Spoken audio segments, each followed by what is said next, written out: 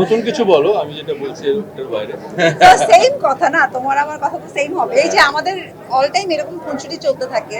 সত্যিকার অর্থে যা বলার তা এর আগেই বলা হয়ে গেছে। আমি শুধু এইটুকুই বলবো যে আজকে আমরা প্রায় বছর খানেক আগে মালিকের জার্নি শুরু করে, বছর খানেক পরে এতগুলো ক্যামেরা, এতগুলো দর্শক, আজকে তৃতীয় সপ্তাহের দিকে যাচ্ছি।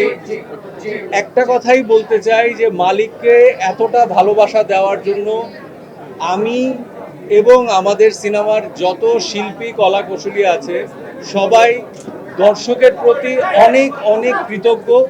এবং সাংবাদিক ভাইরা বোনরা যারা আছেন, যারা মালিকের গল্প সবার কাছে পৌঁছে দিয়েছেন, আপনারাই কিন্তু কারণ, সাংবাদিক ভাইরাই কারণ মালিক নিয়ে এত লেখালেখি, এত কথাবার্তা, এত উৎসাহ, ক্রিটিসিজম সব মিলিয়ে সাংবাদিক ভাইদের কাছেও অনেক অনেক কৃতজ্ঞতা।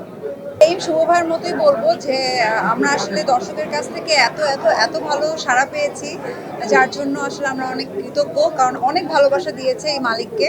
এবং অবশ্যই আপনারা, কারণ আপনাদের যে সাপোর্টটা ছিল ঈদের আগে থেকে এবং এখন অবধি পর্যন্ত, এটা আসলে থ্যাংক ইউ বলে শেষ করা যাবে না। নতুন কিছু বলো, আমি যেটা বলছি এর বাইরে।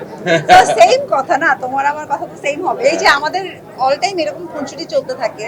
সো এনিওয়ে, আজকে আপনারা এসেছেন, এই দিনটার জন্য আমি ওয়েট করছিলাম যে কবে আপনাদের কবে সবার শাড়িটা সাথে। পরবো। অবশ্যই এই দিনটার জন্য হ্যাঁ, ওয়েট করছিল, এই শাড়িটা যে কবে আমি পরবে। আমি আমার গানে জামদানি শাড়ি পরেছি এবং আজকেও আমি জামদানি শাড়ি পরে এসেছি।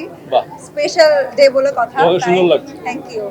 সো এই সব কিছু মিলে আসলে আপনাদের সাথে ছবিটা দেখবো, সব কিছু মিলে অনেক এক্সাইটেড ছিলাম।